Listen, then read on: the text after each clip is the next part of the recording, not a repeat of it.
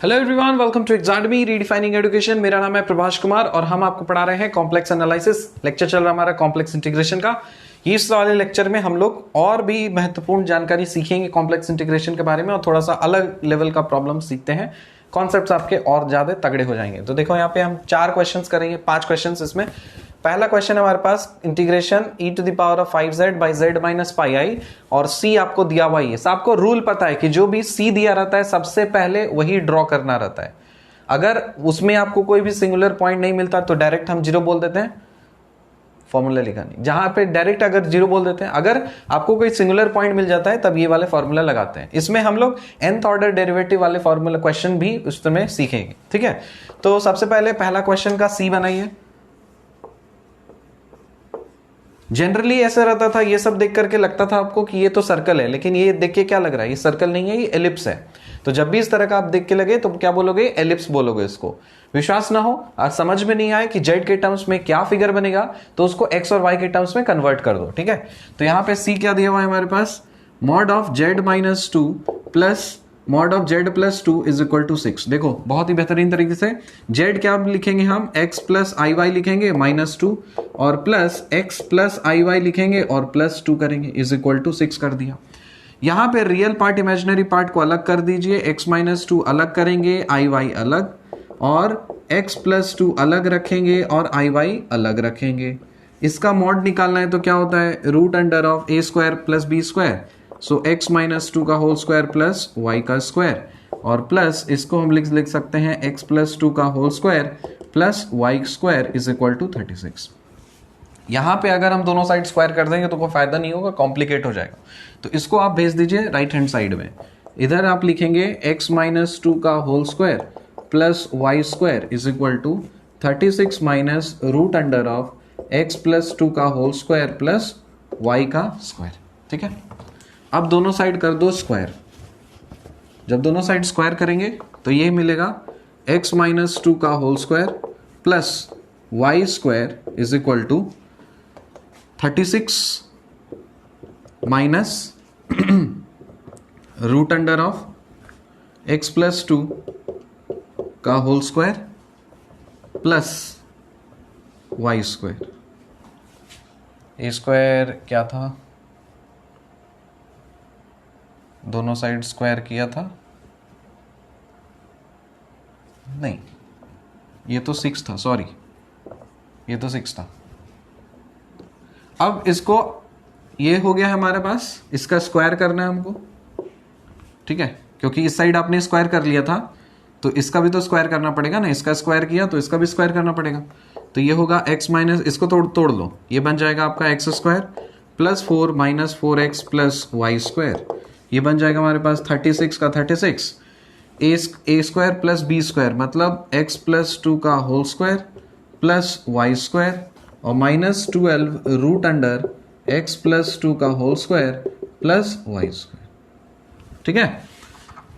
Simplify करते हैं, x square plus 4 minus 4x plus y square equals to 36 plus x square plus 4 plus 4x plus y square minus 12 root under of x plus 2 का whole square plus y square.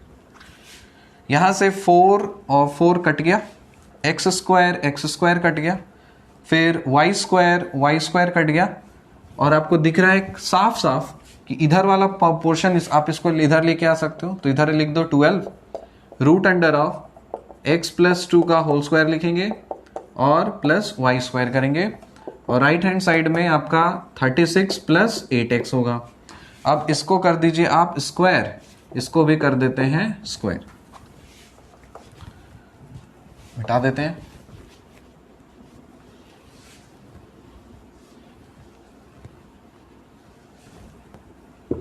ठीक है, इसको square करेंगे तो क्या मिलेगा, यहां पे बेटर है कि पहले कॉमन लेके काट लेते हैं, आसान होगा। 36 प्लस ये चीज है ना, अब यहां से काट लीजिए। क्या काटेंगे, किससे कटेगा, यह 4 से। तो 4 तिया 12 हो गया, 4 नमा 36 हो गया, 4 दूनी 8 हो गया। तो 3 root under of x plus 2 का whole square plus y square आने देते हैं और इधर 9 प्लस 2x कर देते हैं।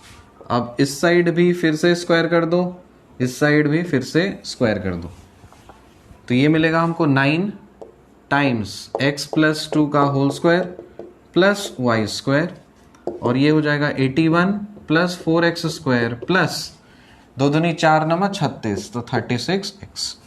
9 times x square plus 4 plus 4x plus y square is equal to 81 plus 4x square plus 36x।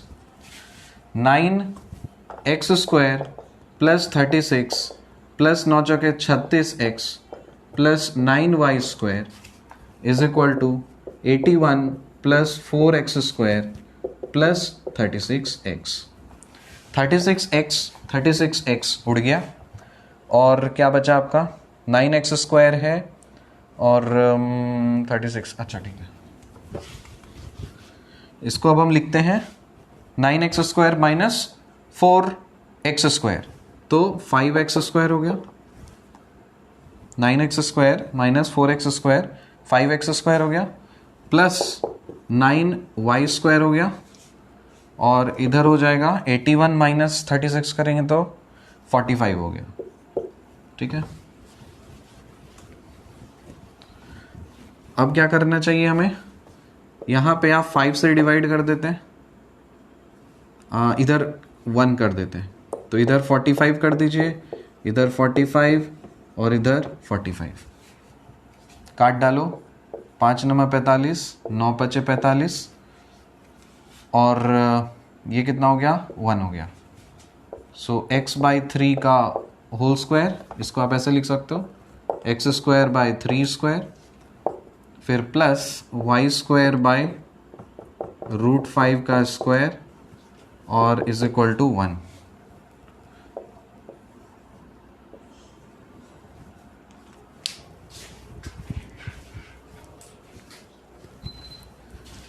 तो ये वाला हमारा एलिप्स का इक्वेशन आया, x square by 3 square plus y square by root 5 का स्क्वायर इज इक्वल टू 1। और standard ellipse का equation क्या होता है हमको पता है, x square by a square plus y square by b square is equal to 1 होता है हमारा एलिप्स का इक्वेशन।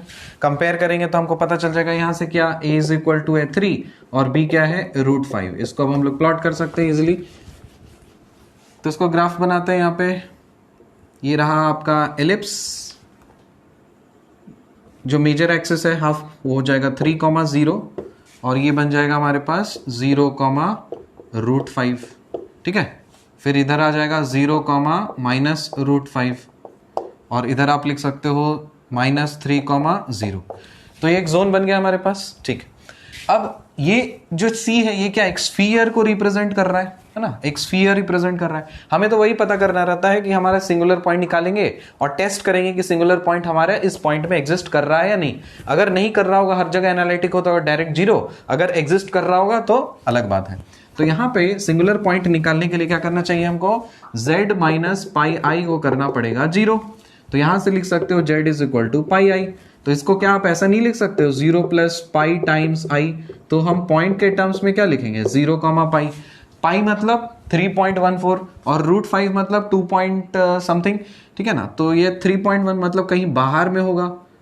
तो इस सिंगुलर पॉइंट को इस रीजन से तो कुछ लेना देना है नहीं, तो डायरेक्ट हम क्या बोल सकते हैं, इसीलिए हमारा इंटीग्रेशन c e⁵5z, यहाँ पे कुछ भी रहे उससे कोई फर्क नहीं पड़ता, z माइनस पाई आई dz अगर निकालना हो। ठीक है ना, यहाँ पे dz है, इधर भी dz है, यहाँ पे भी dz है। ठीक है, तो ये डायरेक्ट हो जाएगा हमारा आंसर 0। आई होप ये समझ में आ गया होगा। अब हम लोग करते हैं सेकेंड वाला पार्ट। सेकेंड वाला पार्ट में फिर से आपको c को रिप्रेजेंट करना है।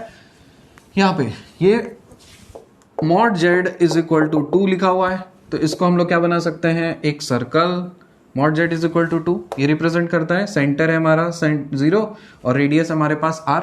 तो यहाँ पे इसको गौर से देखो, इसको क्या लिखेंगे, सिंगुलर पॉइंट निकालना है। तो एक तो निकल गया point z is equal to 0, दूसरा पॉइंट हो जाएगा 2z plus 1, 2z plus 1 is equal to 0। ठीक है, तो एक पॉइंट ये सिंगुलर पॉइंट निकल चुका है, दूसरा क्या बोलेगा 2z इज इक्वल टू -1, तो z इज इक्वल टू -1/2।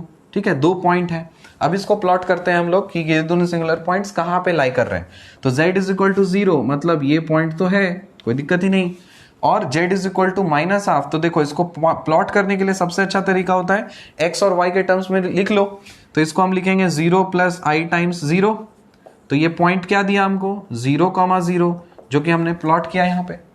दूसरा माइनस हाफ है, तो इसको आप क्या लिख सकते हो, minus half plus i times 0, मतलब यहां पे कहीं होगा माइनस हाफ।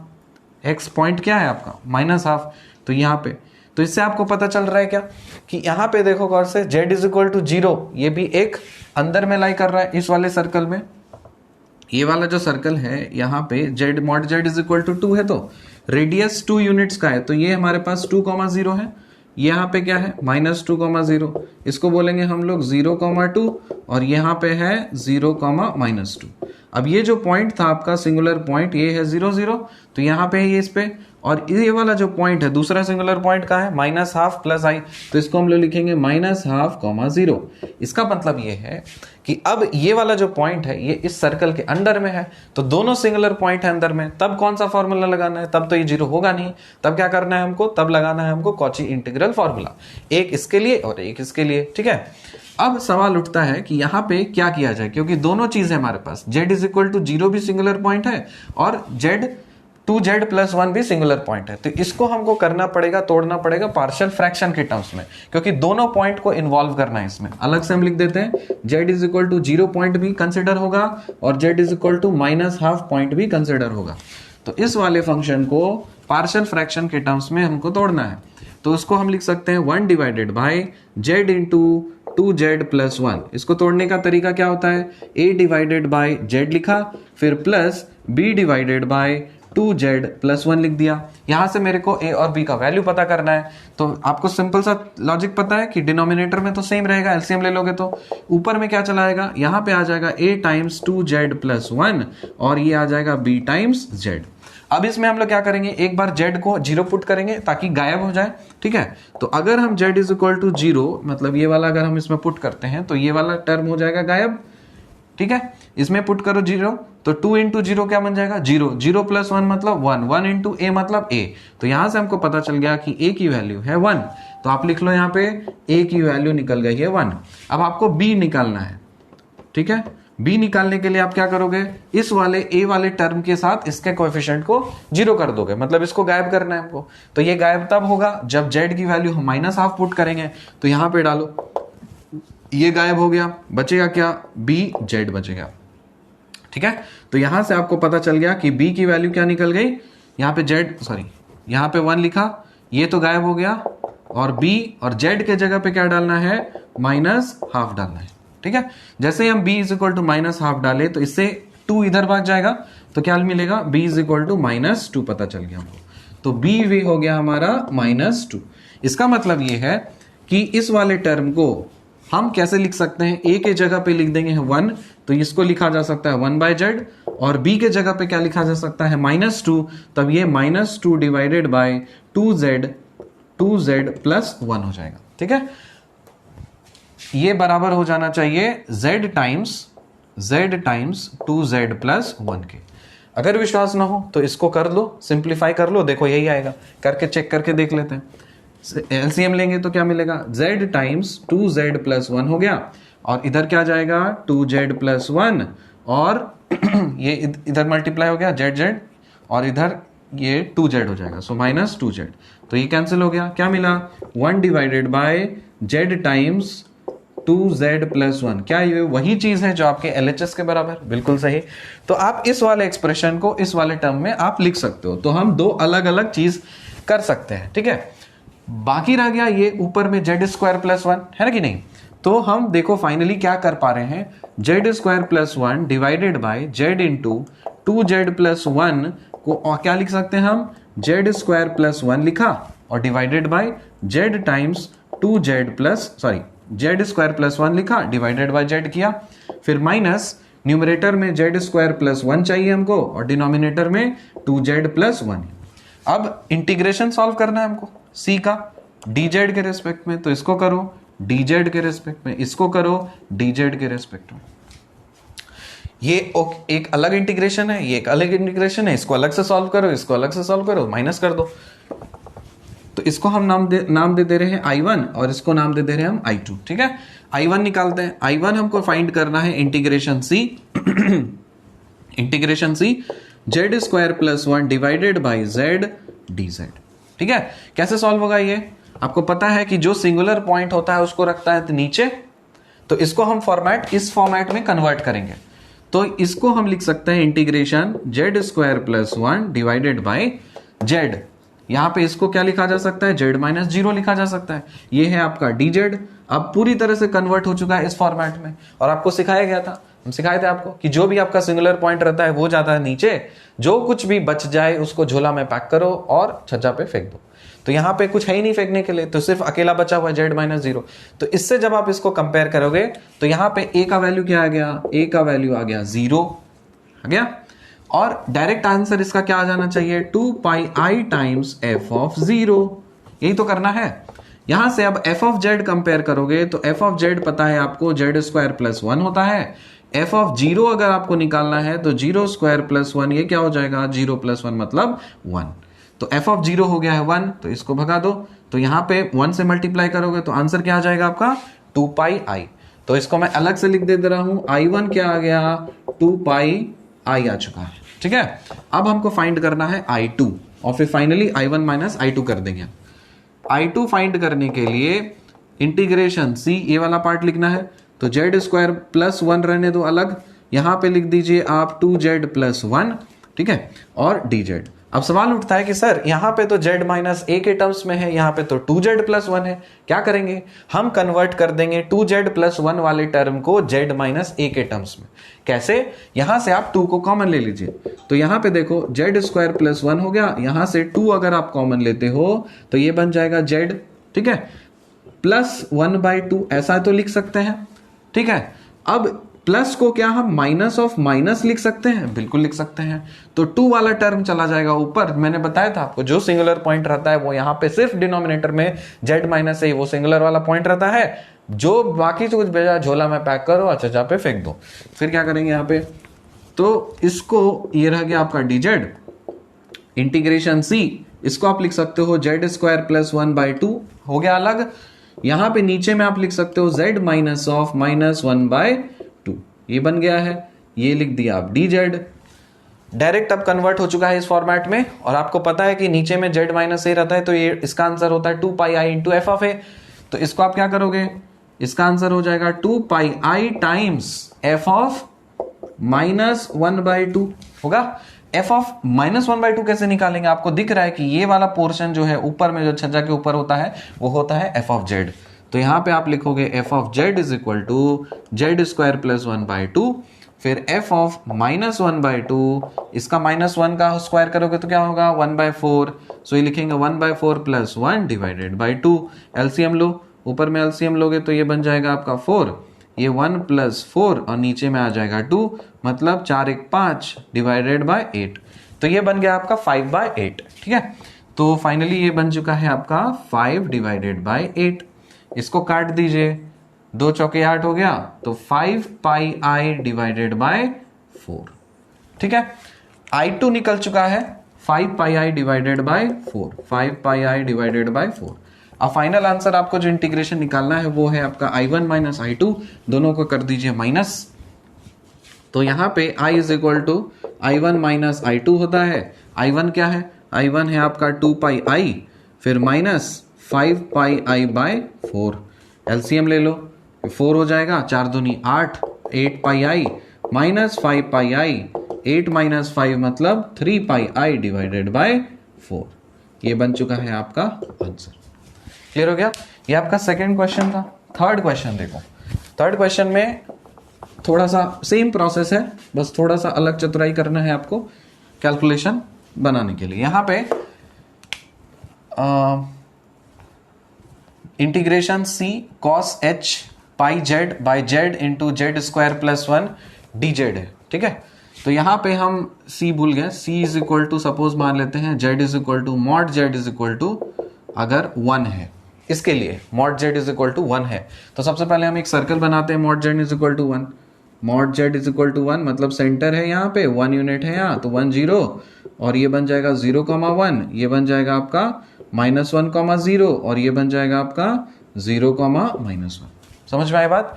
अब आपको चलना है इधर सिंगुलर पॉइंट्स निकालने के लिए। सिंगुलर पॉइंट्स आपका z इज इक्वल टू 0 ये कर सकते हो, और z square plus 1 is equal to 0 को आप क्या लिख सकते हो, z plus i into z minus i is equal to 0। तो यहां से पता चला z is equal to minus i और z is equal to i. ठीक है, अब ये सारे पॉइंट्स क्या हैं, ये पॉइंट तो आपको दिख रहा है सिंपल और कुछ नहीं, 0,0 है, मतलब एक सिंगुलर पॉइंट आपका तो अंदर में सेंटर पॉइंट रहेगा ही रहेगा। ठीक है, दूसरा इसको आप क्या लिख सकते हो, इसको लिख सकते हो 0,-1 लिख सकते हो। तो 0,-1 मतलब ये वाला सिंगुलर पॉइंट आपका यहाँ पे चला आया, ये रहा गया आपका सिंगुलर पॉइंट। ठीक है, और तीसरा वाला आप क्या लिख सकते हो, इसको 0,1, इसको आप लिख सकते हो 0,1। तो 0,1 कहाँ दिख रहा है आपको, ये वाला पॉइंट दिख रहा है। तो इसका मतलब ये है कि इस वाले प्रॉब्लम में जो आपका सिंगुलर मतलब सिंगुलैरिटीज है वो इस रीजन में कहाँ कहाँ है, सेंटर पे है, इस पे टॉप पेरिफेरी पे है, बॉटम पेरिफेरी पे है। तीनों पॉइंट को आपको कंसिडर करना है। कौन कौन सा पॉइंट, पहला पॉइंट तो z is equal to 0, z is equal to i और z is equal to minus i. ठीक है, तीनों के लिए सॉल्व करना है। अब यहां पे तो डायरेक्ट आप 0 बोल नहीं सकते, क्या क्या फॉर्मूला लगाना पड़ेगा आपको, कॉची इंटीग्रल फॉर्मूला लगाना पड़ेगा, मतलब ये वाला फॉर्मूला लगाना पड़ेगा। ठीक है, तो एक एक करके इसको सॉल्व करते हैं।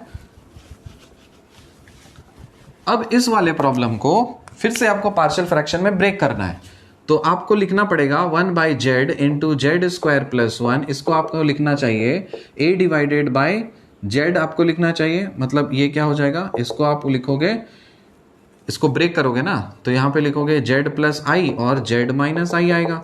इसको आपको लिखना चाहिए a by z plus b divided by z plus i और plus c divided by z minus i. इसमें तो कोई दिक्कत नहीं। आपको पता है कि क्या करना चाहिए, न्यूमरेटर में 1 होगा, यहाँ पे a अगर है z के साथ में तो इधर आपका z plus I z minus i, और यहाँ पे अगर z प्लस आई है तो बाकी जो बचा रह गया इधर मल्टीप्लाई, तो ये z और z माइनस आई, फिर प्लस c करना है आपको, और यहाँ पे z माइनस आई है तो इसको आप करोगे z और z प्लस आई होगा। समझ में आई बात? अब यहाँ से आपको क्या करना है कि ये जो 3 पॉइंट्स मैंने लिखे थे, z is equal to 0, z is equal to i, z is equal to minus i, ये तीनों इसमें पुट करने हैं और एक एक को एक एक करके गायब करना है। तो एक बार हम z इज इक्वल टू 0 डालते हैं, अगर वैसा डालते हैं तो क्या गायब हो जाएगा, b गायब हो जाएगा, c गायब हो जाएगा, बचेगा a। तो आप लिखोगे 1 is equal to a times 0 plus i मतलब i होगा, 0 माइनस आई मतलब माइनस आई होगा, तो a टाइम्स i और माइनस आई। ठीक है, तो 1 is equal to a into minus i square. I square का मतलब होता है -1 माइनस माइनस प्लस, तो यहां से पता चल गया हमको a इज इक्वल टू है 1, तो यहां आप लिख लीजिए a इज इक्वल टू आपका मिल गया है 1। समझ में आया बात? अब करना है z is equal to i put कर दो, अगर आई पुट करते हैं तो ये वाला गायब हो जाएगा, ये भी गायब हो जाएगा, बचेगा ये।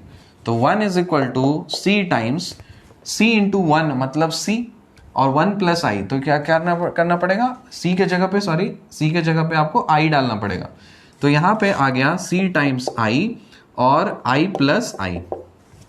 ठीक है, i प्लस आई मतलब 2i, 2i इंटू आई मतलब 2i square, 2i square, 2i square, i square मतलब -1, तो ये बन जाएगा, ये हो गया -1, इसके आप काट दीजिए, तो यहां से c क्या मिल गया, -1/2, तो c पता चला है आपको -1/2।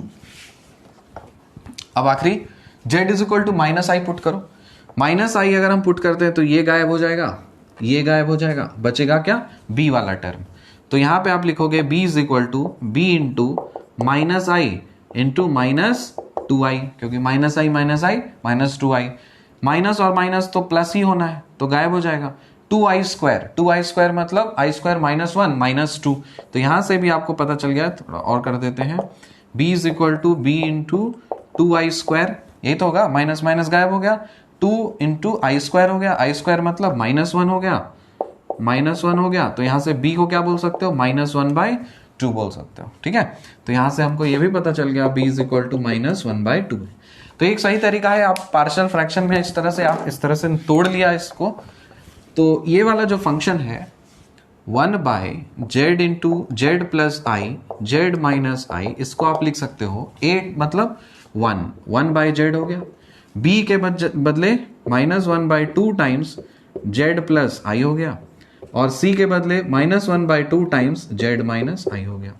अब आपको ये वाला फंक्शन कौन सा उठाना था, ये वाला फंक्शन आपको उठाना है, ठीक है, थर्ड मतलब ये वाला पोर्शन। तो आप क्या करोगे, ये वाला, तो cos h, तो ऊपर में आप लिखना है cos hyperbolic pi z divided by z into z plus i और जेड माइनस आई, ये लिख दिया, इज इक्वल टू 1, यहां पे भी आ जाएगा cos hyperbolic pi z divided by z minus cos hyperbolic pi z divided by z into, यहां पे sorry 2 times z plus i, और लास्ट में क्या आ जाएगा minus cos hyperbolic pi z divided by 2 times z minus i. ये function लिखा। अब मान लो इस पे इंटीग्रेशन लगाना है आपको, तो लगा दीजिए ना, यहाँ पे इंटीग्रेशन सी कर दिया, इधर dz कर दिया, इंटीग्रेशन सी किया, इधर dz हो जाएगा, इधर भी इंटीग्रेशन सी, इधर dz, इधर इंटीग्रेशन सी dz। क्या आप इसको अलग अलग सॉल्व नहीं कर सकते? मैं इसको नाम दे देता हूं I1, इसको नाम दे देता हूं I2 और इसको नाम देता हूं I3। अब I1 I2 I3 अलग से निकाल लीजिए, फिर I1 minus I2 minus I3 कर लेंगे। तो I1 निकालते हैं। I1 निकालने का तरीका आपको पता है, I1 आपको फाइंड करना है, तो integration c cos h pi z divided by z है, इसको कन्वर्ट करना है आपको इस फॉर्मेट में। तो यहां पे आप क्या लिख सकते हो, इसको आप लिख सकते हो जेड माइनस 0, कोई दिक्कत ही नहीं। यहां से जब आप कंपेयर करोगे तो आपको एफ ऑफ जेड पता चलेगा कितना, cos हाइपरबोलिक पाई जेड। अगर इसमें आपको समझ में नहीं आ रहा तो कैलकुलेटर में डायरेक्ट पुट करके देख सकते हो, कोई दिक्कत ही नहीं। लेकिन अगर इसको आपको कन्वर्ट करना है एक्सपोनेंशियल में तो आप ये भी कर सकते हो, ठीक है। तो आप इस चीज को क्या लिख सकते हो, cos hx मतलब e to the power of x plus e to the power of minus x/2 होता है। तो यहां से आप लिख सकते हो e to the power of pi z फिर plus e to the power of minus pi z divided by 2 आ जाएगा, ठीक है। इसका आंसर क्या आना चाहिए, इसका आंसर बोलोगे आप 2 pi I times F of 0, यही तो होगा एफ ऑफ 0। एफ ऑफ 0 अगर इससे निकालना है तो क्या करोगे, जेड के जगह पे 0 पुट करो, e to the power of 0 हो गया 1, e to the power of 0 हो गया 1, सो 1 प्लस 1 बाई 2 मतलब 2 डिवाइडेड बाई 2 मतलब 1। इसको आप मल्टीप्लाई करेंगे तो डायरेक्ट आंसर आ गया इसका 2 पाई आई। तो I1 आ गया है आपका 2 पाई आई, ठीक है। अब निकालते हैं हम लोग I2। I2 निकालने के लिए आपको ये वाला फंक्शन लेना है, integration c cos h pi z hyperbolic pi z divided by, क्या सिखाया था, जो भी आपका सिंगुलर पॉइंट है वो रहेगा नीचे, बाकी सब कुछ को झोला में पैक करो, छज्जा पे फेंको।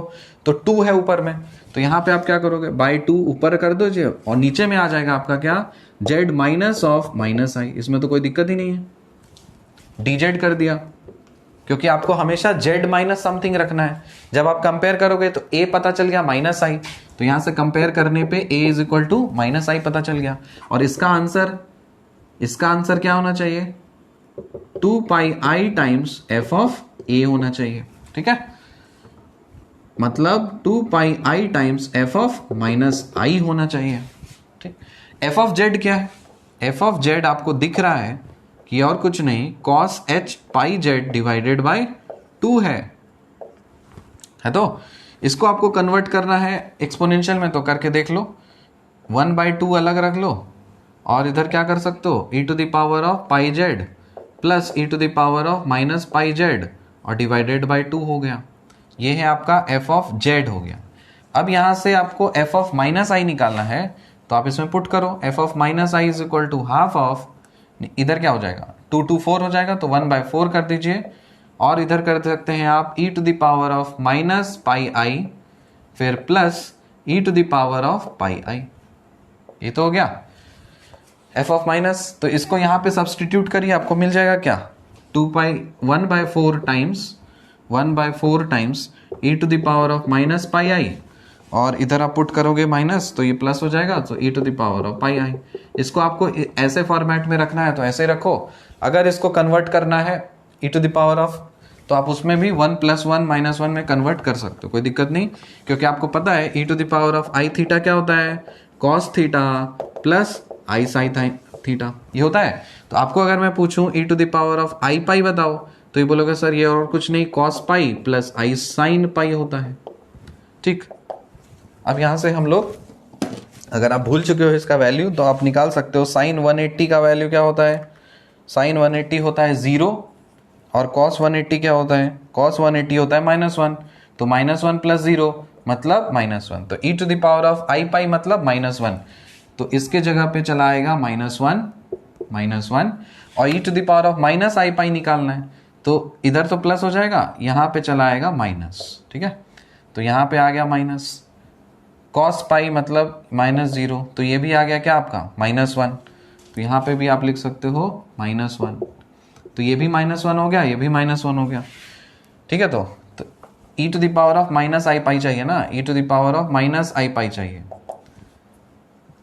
या i टाइम्स -पाई चाहिए, ऐसा भी लिख सकते हैं। तो cos of -pi plus i sin -पाई, ऐसा लिख सकते हैं। cos ऑफ -पाई मतलब ये तो cos पाई होने वाला है, और sin -थीटा मतलब -sin theta, so -i sin पाई हो जाएगा।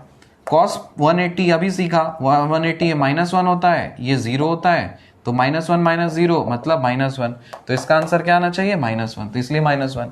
इसको आप सिंप्लीफाई करोगे तो यहाँ पे आ जाएगा -2, और इसको काट डालो, ये 2 2 हो गया, ये 2 इधर से कट गया, बचे गया क्या, ये बच गया है आपके पास -πi, तो i2 आप लिख सकते हो -πi।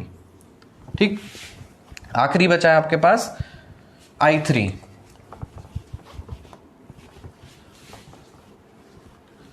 i3 सॉल्व करने के लिए आप फिर से ले लो integration c cos h pi z divided by 2 divided by z minus i dz। इसका डायरेक्ट आंसर आप क्या बोल सकते हो, ये और कुछ नहीं 2πi times f of i होगा, और आपको f ऑफ z पता है, f ऑफ z क्या है 1/2 टाइम्स या 1/4 टाइम्स e⁻of पाई z माइनस e⁻of -पाई z। यहां से आपको अगर f ऑफ i फाइंड करना है तो आप क्या करोगे, 1/4 times e⁻of pi i minus e⁻of -pi i। अभी आपने कैलकुलेट किया e⁻of पाई i क्या होता है -1, ये भी क्या होता है -1, तो ये बन जाएगा आपका फाइनली 0। तो इसको आप क्या बोल सकते हो, i3 निकल चुका है मेरा 0। करके देख लेना, कुछ अगर एरर होगा तो चेक कर लेना।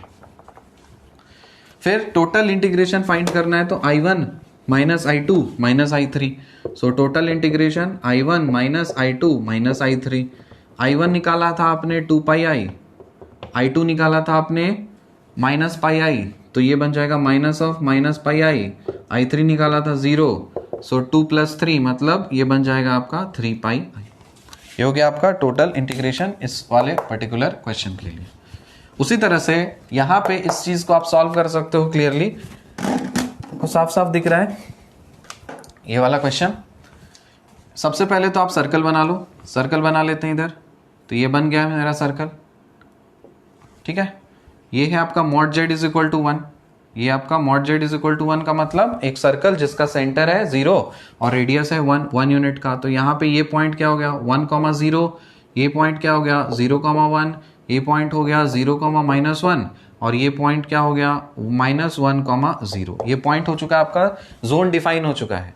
आपको cos z/z स्क्वायर है, यहाँ पे डिनोमिनेटर में आपका z स्क्वायर है।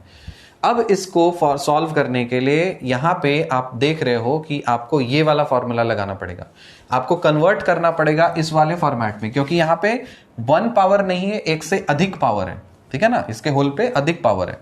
तो यहाँ पे integration cos z divided by, क्या हम z स्क्वायर को ऐसा लिख सकते हैं z - 0 to the power of 1 + 1 लिखा। हमको कन्वर्ट करना है एक्चुअली इस फॉर्मेट में, इसीलिए मैंने इस चीज को ऐसे लिख दिया है z स्क्वायर। इसको भी करोगे तो वही होगा ना z to the power of 2, यहाँ पे dz। ठीक है, अब इसे कंपेयर कर लो, तो यहां से जब आप कंपेयर करोगे सारी चीजें तो आपको a दिख रहा है, a की वैल्यू आ जा रही है 0, n का वैल्यू भी दिख रहा है आपको, n प्लस है 1, यहाँ पे 1 + 1, तो n का वैल्यू है 1, और f ऑफ z का मतलब f ऑफ z मतलब जो आपके न्यूमरेटर में है, ठीक है, तो यहां पे आप एफ ऑफ जेड दिख रहा है आपको कॉस जेड। आगे बात समझ में। इसका डायरेक्ट आंसर आप लिख सकते हो और कुछ नहीं, 2 pi i by n factorial nth derivative of a है। ठीक है, यहां पे ए क्या है, 0 है, तो यहां पे हम 0 पुट कर देते हैं। n का वैल्यू क्या है, 1, तो इसका मतलब फर्स्ट ऑर्डर डेरिवेटिव लेना है, और n का वैल्यू अभी निकाला 1, तो मतलब 1 फैक्टोरियल है। बस हो गया आंसर। यहां से एफ ऑफ जेड आपने क्या निकाला, कॉस जेड। ठीक है, आपको चाहिए एफ डैश 0, तो सबसे पहले एफ डैश निकाल लो। एफ डैश जेड निकालोगे तो क्या होगा, कॉस जेड का डिफरेंशिएशन माइनस साइन जेड, तो यहां लिखेंगे माइनस साइन जेड। ठीक है, एफ डैश 0 अगर मुझे फाइंड करना है तो आप इसको क्या लिख सकते हो, माइनस साइन 0।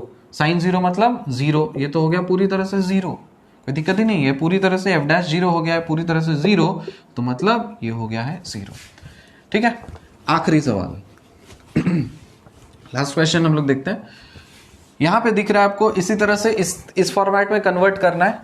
इंटीग्रेशन सी जेड माइनस 3 कॉस जेड है, ये न्यूमरेटर में, डिनोमिनेटर में क्या, जेड माइनस पाई बाय 2 रहने दो। उसके बाद ऊपर में क्या आना चाहिए, यहाँ पे ये आना चाहिए आपका 2 है, इसका मतलब ये क्या होगा, 1 प्लस 1 कर देंगे हम लोग। ठीक है ना, इस वाले केस में आपका जो सर्कल बना था mod z is equal to 1, आपका सिंगुलैरिटी पॉइंट कहाँ था, यहाँ पे अंदर में था, इसीलिए वो वाला चीज की है। अगर बाहर आता तो डायरेक्ट 0 हो जाता। ठीक है, यहाँ पे इस फॉर्मेट में ऐसे लिख दिया, तो ये रख दिया डी जेड। अब इसका पहले सर्कल बनाओ, सर्कल बनाओगे तो एक ये सर्कल बन गया, सेंटर है 0,0 और रेडियस है इसका 2 यूनिट्स, तो ये बन गया 2,0, ये बन गया 0,2, ये बन गया है 0,-2 और ये बन गया है -2,0। ये जोन डिफाइन हो चुका है हम लोग का। अब देखो, जैसे ही जोन डिफाइन हो गया, अब कंपेयर करो इसको और इसको। जब इसको कंपेयर करोगे तो दिख रहा है कि इसका आंसर क्या होना चाहिए, 2 pi i divided bye n factorial होना चाहिए। पावर में कितना है, पावर में 2 है, तो यहां पे हम क्या कर देंगे, 1 प्लस 1 है तो 2 को 1 प्लस 1 लिखा जाएगा। n कंपेयर करोगे तो n निकल गया 1, तो इसका मतलब 1 फैक्टोरियल हुआ। उसके बाद यहाँ पे n का वैल्यू है 1, तो एक डेरिवेटिव लेना है, और a मतलब यहाँ पे a क्या है, a है आपका पाई बाय 2। सिंपल, बस निकाल लीजिए। f ऑफ z कंपेयर करोगे इससे तो मिलेगा z minus 3 cos z। f of pi, यहां से f डैश z निकालोगे तो d by d z of z, so d by d z of z क्या होगा, 1 होगा, और कॉस का माइनस होता है, माइनस साइन, तो यहाँ पे +3 साइन z हो जाएगा। यहां से आपको फाइंड करना है f डैश पाई बाय 2, तो f डैश z के जगह पे पुट करो पाई बाय 2, तो यहाँ पे क्या हो जाएगा, 1 + 3 sine pi by 2। Sine pi by 2 मतलब साइन 90, साइन 90 मतलब 1, 1 इंटू 3 मतलब 3, 3 + 1 मतलब 4, तो इसका आंसर आ गया 4। तो इसको भगाइए, इसको रखिए 4 यहाँ पे, 1 फैक्टोरियल मतलब 1, तो अल्टीमेटली आंसर क्या हो गया आपका, 8 पाई आई। समझ में आया? तो आज के लेक्चर से हम लोग बहुत सारी नई नई चीजें सीखे। पहला ये तो कॉची इंटीग्रल फार्मूला जो आपको प्रीवियसली मैंने आपको सिखा दिया था, इसमें ट्विस्ट यही था कि कोई भी कर्व दे दे, अगर आपको जेड के टर्म्स में समझ में ना आए तो आप उसको एक्स और वाई के टर्म्स में कन्वर्ट कर लीजिए, चीजें आसान हो जाएंगी। और दूसरा तरह का हम लोग क्या सीखे कि nth ऑर्डर डेरिवेटिव वाला अगर हायर पावर रहे डिनोमिनेटर में तो वैसे प्रॉब्लम्स को कैसे सॉल्व करते हैं। सिंपल है, आपको जितना भी प्रॉब्लम दिया रहे आपको इसी या ये वाला इस किसी दोनों में फॉर्मेट में आपको कन्वर्ट करके लेके चले आना है और डायरेक्ट आंसर ये वाला फाइंड कर देना। इसी तरह से क्वेश्चंस को प्रैक्टिस करते रहिए और प्लीज कैंपेन को ऑन रखिए, क्योंकि ऑर्डर दे दिया है मैंने, फंड्स की कमी है, इसलिए अगर हो जाएगी तो प्रॉब्लम हो जाएगी, इसलिए प्लीज कैंपेन ऑन रखिए और कंट्रीब्यूट करते रहिए। मिलते हैं आपसे अगले लेक्चर में, तब तक के लिए बाय।